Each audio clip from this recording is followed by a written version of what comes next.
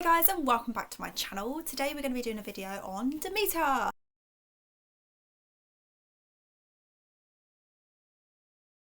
So I'm going to start off with a tiny quick description about who she is before, but I have already spoken about this in my video Chronis. I've only got one more god to do, which is Hester, and then we're done with the whole of the original 6. We're going to be going through the book Greek Mythology that we usually do, and this is by Liv Elbert. I have recorded this video 3 times now, so I'm just hoping that this is the last time I have to do it. I don't know why it's not recording and it's stressing me out, so I just have to get that out there. So if I'm a little bit irritated, that is why.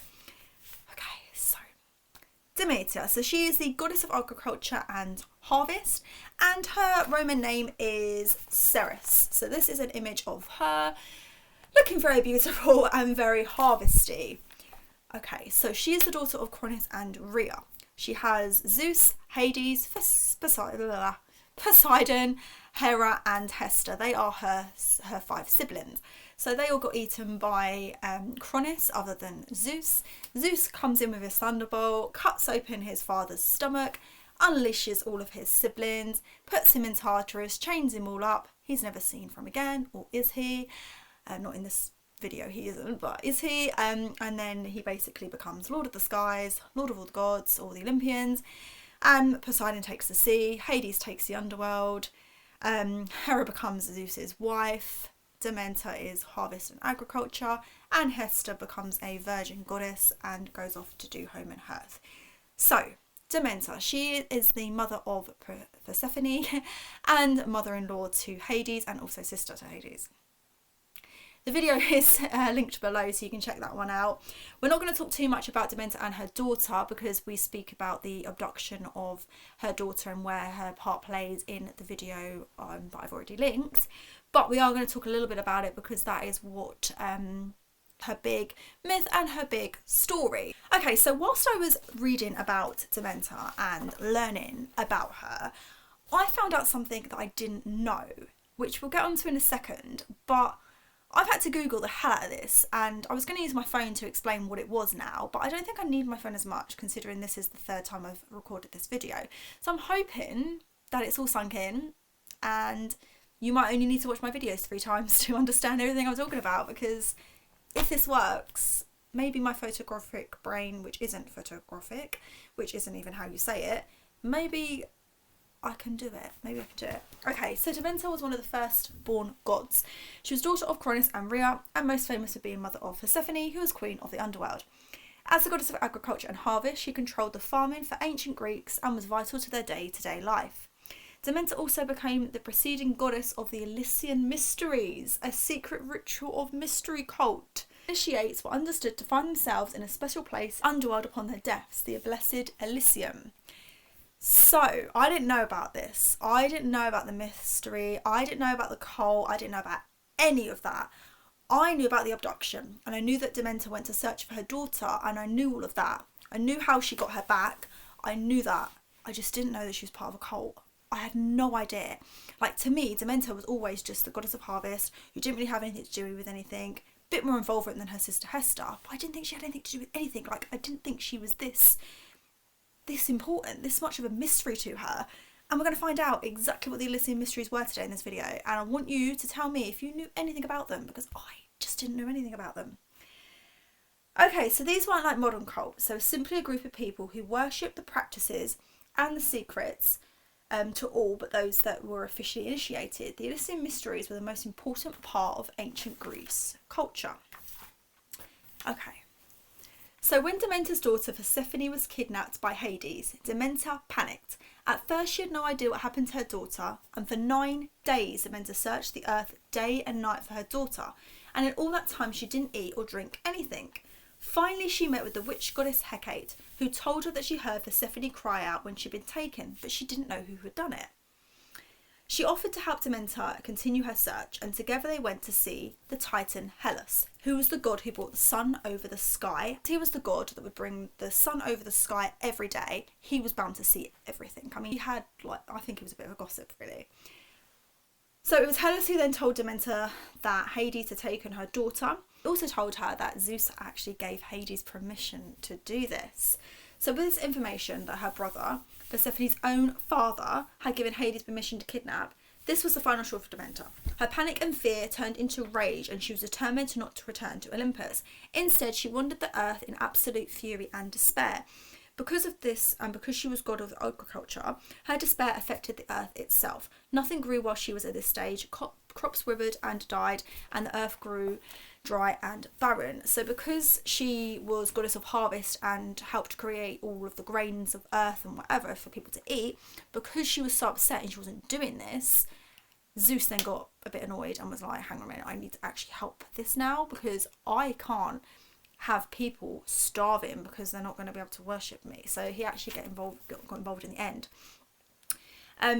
But before that, she was searching, and she came to this city called Ilios, which is where she described herself as a mortal woman in order to visit with the king and his family.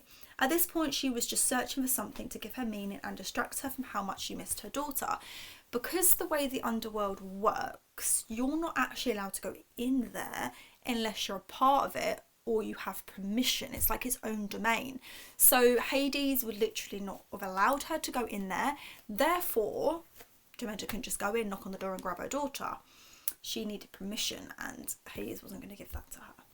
So she then basically disguised herself as a woman and became the baby's nanny for the youngest, which was called Demophone. Dementor then grew to love the child so much that she couldn't bear the idea that the child would ever die, so she decided to make him immortal. But in order to do this, she placed him in the embers of a fire overnight. And one night, the queen came down, witnessed what she had done, screamed in horror. Obviously. Demeter was angry with her because she'd only been trying to help the baby. She revealed herself as the goddess, reprimanded the queen, and she left in anger. And the people then brought themselves together to create a temple to appease her. Eventually, the barren earth caused so much stress and despair for Zeus that he needed to do something about it. He begged and pleaded with Demeter to allow the earth to have some life again, but she wouldn't until she had her daughter back. Eventually, Zeus reluctantly forced Hades to return Persephone, but before he did, Hades fed her a few pomegranates. Having eaten the fruit of the underworld, Persephone was forced to split her time in between her mother and her new husband. The annual tradition is how the Greeks understood the transition between the seasons and the bareness of the earth during winter. So, long story short, because of the fact that Persephone had to stay in the underworld with Hades, she then became sort of like an autumn and a winter in like our seasons and stuff. Whereas when she was with her mother and her mother was a lot happier, it became spring and summer. So that's how the Greeks would sort of understand the seasons and the way that the world sort of worked like that. Back then they didn't necessarily have seasons. It was more just like summer and winter. They didn't really have the seasons, and some legends say that it was only 3 months that she would spend with Hades. Others would say it was 6 months, but either way she had to split her time between her mother and Hades. So what were the Elysian mysteries that we keep hearing about? So whilst she was searching for her daughter and she came through Elysium and she met with the queen and she did the whole thing with the baby, which was a bit weird, she then tried to find her daughter. So because they were all very upset with the queen for upsetting Demeter, they created a temple where they would sacrifice stuff for the goddess. And the whole mysteries about it was to do with the whole cycle of Persephone and how she basically was abducted, how her mother searched for her, when she found her and they were reunited, and when she brought her back. So it's all based around that cycle. So to start with the mysteries, what they would have to do is they would have to first sacrifice things to Demeter to be a part of that mysteries. So that was the first stage of this whole cult that they had. They would go into the river Ilios, and they would then have this bathing ritual where they would literally be pure, sacrifice stuff to her. Once they had passed that stage, they would then head over to the Elysium, which was about 14 miles from Athens, so it was a walk. They would head down this way. They would carry torches, they would carry vases and like grains and all these things to sacrifice for the goddess. And that is where we don't really know what they did. They would go to the Elysium Hall, and that was where they would do their sacrifices, but no one knew what these sacrifices were. Like, we still don't even know what they were now, but it had something to do with the cult and Dementor, because she was there, because they were all there, they were watching, they were part of this cult and this mystery. What we do know is that when they were in this hall, they had a drink, and this drink was made from Dementor's barley, and this gave them hallucinations. So whatever it was that they experienced was part of a hallucination.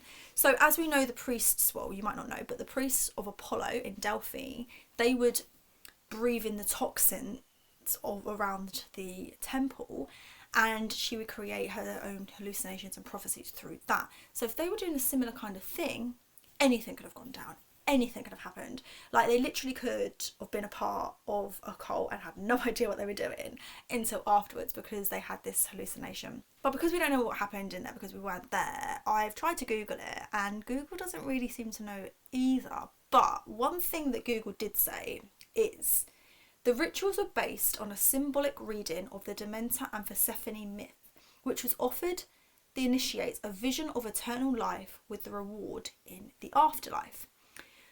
The cyclical nature of Persephone myth, which was a promise to initiate that life did not end with death, as there was no death, only transformation. So she's gone from goddess of spring to queen of the death, right?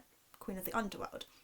It was believed that being initiated into the Eleusinian mysteries meant that the initiate was also reborn. This was to symbolise that in one rite, which involved raising a container of sheaves of corn from beneath the earth, as although the sheaves are dead, they still contained seeds of life. So it's basically the cycle of Persephone. So we've gone from spring. So if you look at the seasons, you've got spring, summer, winter, autumn and winter. So although you have life in spring and summer it's blooming, it still dies off in autumn to get to winter where it's dead, but then it still comes back in spring. So although it's mystery, it's based on something pure and beautiful, like the idea of rebirth, and I think that's a great thing to be a part of. So anyone who was initiated into the Eleusinian mysteries, and while the mysteries began simply as a local cult, it soon grew to become an induction, drawing thousands across of Greece, including the Pestriasos, a 6th century ruler of Athens who made the mysteries an annual festival encouraging citizens to attend, the Perseals, which is a statesman and general of Athens, Plato, who was a philosopher, Roman statesmen, Greek philosophers and historians, Julian, who was the last Polytheist Roman emperor, who ruled in 361 to 363 BC for 2 years, and was the last emperor to be initiated into the mysteries. Yeah, so the idea of it was rebirth and death isn't the end, and I think that's such a beautiful cult to be a part of, and I didn't know anything about it until now, and now I want to be a part of the cult, and I think it's such a great thing. I mean, I love Persephone, and I love who she is and how she sort of worked out. I mean, I've even got a tattoo of her on my arm, and yeah, I think that she's such a beautiful goddess to be a part of, and a beautiful like story, and Dementor has a part of that as well. So I think that's brilliant. So I've learned something new today doing these 3 videos which turned into 1. So I hope you enjoyed this video. Let me know in the comment section below what you thought, whether you believe these mysteries were a bit more to them, or whether you think that was what happened, or what you thought about it. So yeah, I will see you guys soon. Bye.